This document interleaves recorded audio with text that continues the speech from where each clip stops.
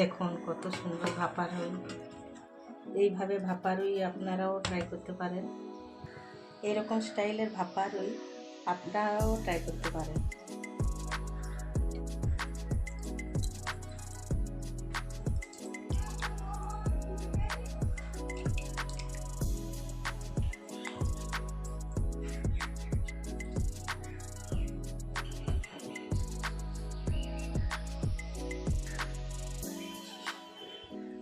লেবু আর নুন দিয়ে মাছটাকে ভিজিয়ে রেখেছিলাম, এবার তুলে নেব।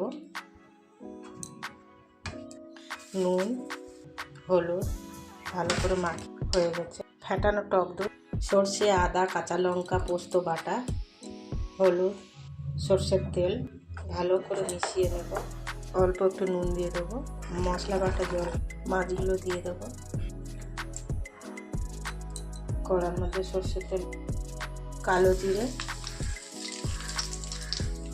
কাঁচা লঙ্কা,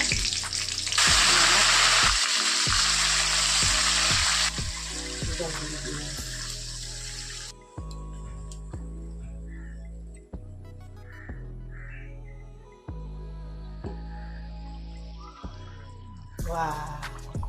ওপর থেকে কটা কাঁচা লঙ্কা দিয়ে দেবো, অল্প একটু চিনি দেবো।